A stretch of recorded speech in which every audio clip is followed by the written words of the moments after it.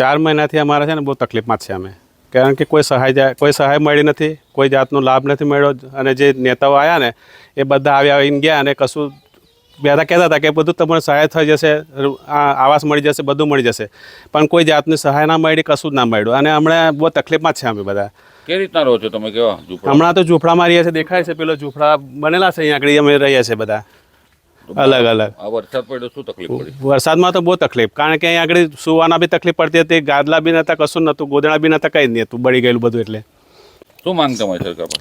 અમે તો આવાસ માંગીએ છીએ અને કંઈક સહાય મળે એ જ માંગીએ, બીજું શું માંગીએ અમે? ધારાસભ્યને બધા ધારાસભ્યને 2 વાર મળ્યો અમે.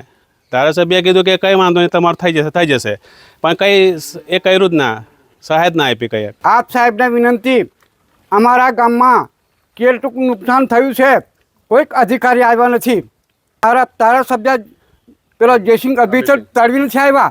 એ અમારે કહેવાનું છે, અત્યારે અમારે કેટલીક તકલીફ છે સાહેબ, અમારે તમે ગામમાં જોવા આવો, કેટલાક મકાન અમારા બળીને ભૂસમાં થઈ ગયા, કોઈ અમને સહાય મળી નથી. તો બધું વિકાસ થઈ ગયો એમ કે છે? તો ક્યાંથી વિકાસ થાય? કશું મળ્યું નથી સાહેબ. નેતાઓ બધા છૂટું પડીને જતા રહ્યા, તેમના બાપના ખિસ્સામાં ભરીને જતા રહ્યા. તેવા અમારા ગરીબોનું હું જ છું, શંકરભાઈ મંગાભાઈ રાઠવા. અમારે બધું બળી ગયેલું છે અને ઝૂંપડામાં રહીએ છીએ ને. શું મુશ્કેલીઓ પડી રહી છે? બહુ મુશ્કેલી પડે છે ને બધું બહુ. અધિકારીઓએ કીધું હતું મકાન બનાવી આપશું, કોઈ આવ્યું નેતા પૂછવા કે નહીં? કોઈ નહીં આવ્યું. કીધું તું કે આવવાના છે પણ ના આવ્યા કોઈ. શું માંગ તમારી સરકાર પાસે? ઘર બનાવવાનું નહીં. 13 ગામ છે, 9 જેટલા મકાન બળી ગયા હતા. અત્યારે કોઈ સહાય નથી. જ્યારે બળી ગયું ત્યારે લોકો નેતાઓ આવ્યા હતા કે અમે સહાય કરશું. પછી 3-4 મહિના જે લોકોએ સહાય કરી હતી એનાથી આ લોકો જીવન ગુજરાન ચલાવતા હતા. પછી અત્યારે આવા ઝૂંપડામાં રહી છે. એટલે ક્યાં સહાય અટકી છે શું છે ખબર નહીં. કહી તો ગયા તો થઈ જશે, પણ અત્યાર સુધી કોઈ સહાય આપી નથી. નસવાડી તાલુકાના ઝેર ગામે ભયંકર આગ લાગી હતી.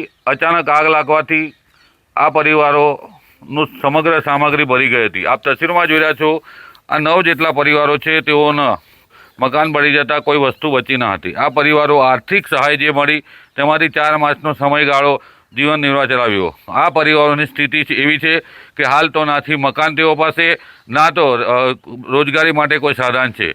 બીજી વસ્તુ છે કે જ્યારે નેતાઓ આગ લાગી ત્યારે આવ્યા હતા ત્યારે મોટા મોટા વચનો આપીને ગયા હતા. છોટાઉદેપુર જિલ્લા પંચાયત પાસે 100 ભંડોળમાં કરોડો રૂપિયા પડ્યા છે, પરંતુ આ પરિવારોને આજ દિન સુધી મકાન સહાય આપવામાં નથી આવી.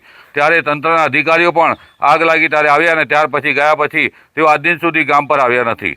Rafiq Dhaniwala, news room, Chhota Udepur.